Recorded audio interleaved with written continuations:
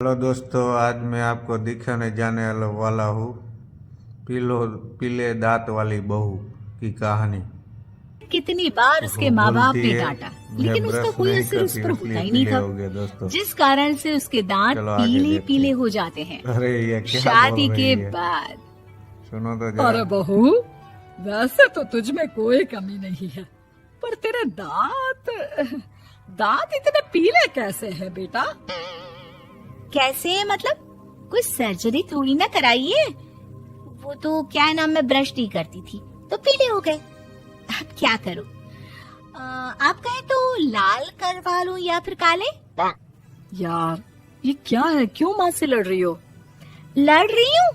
अरे मैं लड़ रही हूँ या ये बोल रही है कि दांत पीले हैं, पीले। अरे तपस्या थोड़ी ना की है इन्हें पीले करने के लिए। बकायदा ब्रश नहीं किया है 20 साल तक, तब जाकर। छी, कैसी बात कर रही हो? ये उस वक्त तो पीले नहीं थे जब हम लोग तुम्हें देखने आए थे। अरे तब साफ करवा लिया होगा डेंटिस्ट के पास जाकर। अब देखो कैसे पीले पीले लग रहे हैं। रंजना सास की तरफ गुस्से से देखती है। फिर शुरू हो गई पीले पीले पीले।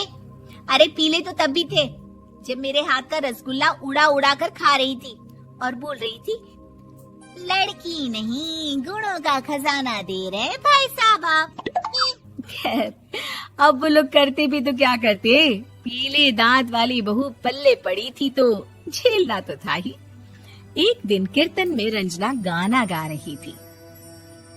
अरे कमला बहन, माँ का द्वार है, यहाँ तो सब शुद्ध होकर आते हैं, फिर अपनी बहू को ब्रश भी नहीं करवाती तुम। दूर से पीले पीले दांत भक्ति में बाधा उत्पन्न कर रहे हैं। अरे कोई 2 साल के बच्ची थोड़ी ना लेकर आई हूँ मैं बहू बनाकर। अच्छी खासी लड़की है, अरे कैसे करवाऊं ब्रश? ये तो उसे खुद करना चाहिए ना। अब माँ बाप तो इसके जैसे तैसे निपटा दिए, ये नहीं सोचा कि सास कैसे संभालेगी। सास बहू को लेकर घर आ जाती अरे है, लेकिन ये सोच क्या बोल लेती रही है है। कि अब इसे लेकर कहीं तो नहीं जरा। जाएगी। अगले रोज बहू कहती है, अरे क्या हो गया, मंदिर नहीं जाना क्या? कीर्तन का वक्त हो रहा है।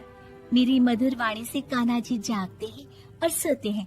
आप तो जानती है ना उनकी भक्ति में कितना मन लगता है मेरा। वो क्या है ना, तबीयत ठीक नहीं लग रही है मेरी, आराम करूंगी मैं। तबीयत ठीक नहीं लग रही? अभी तो मिथुन के गाने पर नाच रही थी आप, और अब बोल रही है कि तबीयत ठीक नहीं लग रही। अरे भक्ति में मन लगा लो सासू माँ, ऊपर जाना है, क्या मुंह दिखाओगी आप? हाँ? सास को बहू की बात पर गुस्सा आ जाता है। मैं क्या मुंह दिखाऊंगी, इसकी चिंता तो ना कर, समझी? अपने मुंह की चिंता कर, जो ये पीले पीले दांत लेकर हर जगह पहुंच जाती है। पता है लोग कितना मजाक बनाते हैं। ना जी ना, मैं नहीं जाना कहीं तेरे साथ। तो ये बात है। कोई ना, मत जाओ, मैं अपने कमरे में ही बैठकर भक्ति कर लूंगी। ऊपर वाला दांत थोड़ी ना देखता है, मन देखता है, भावना देखता है। और अरे बस बस, तू सब कुछ दिखा, बस ये सफेद चमकदार दांत ना दिखाना किसी को, है? जा यहाँ से। बहू को सास की बात का कोई फर्क नहीं पड़ता, वो तो जैसी थी वैसी ही रह जाती है।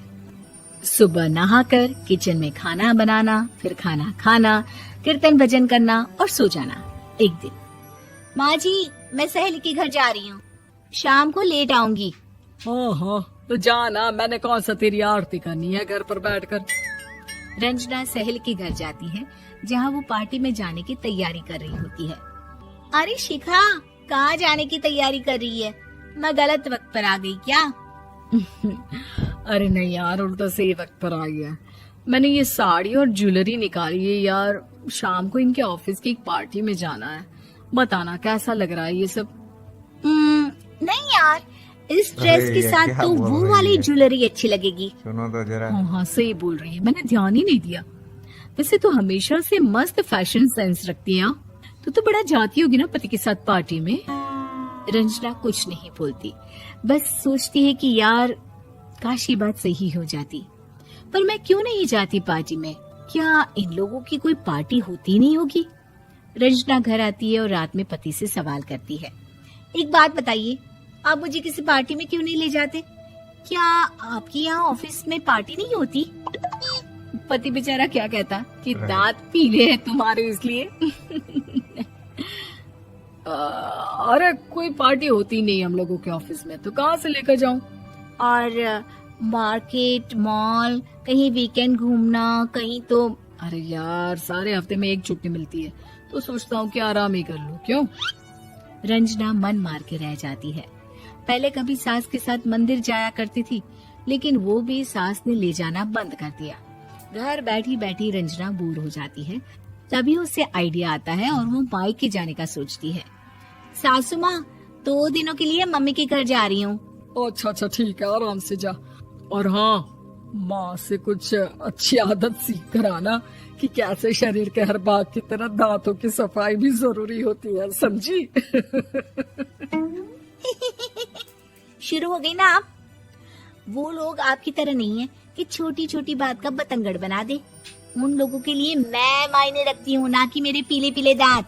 रंजना माँ को बिना बताए उन लोगों को सरप्राइज देती है, लेकिन जैसे ही वो दरवाजे पर पहुँचती है, अंदर देखती है कि घर वाले कहीं जा रहे होते हैं।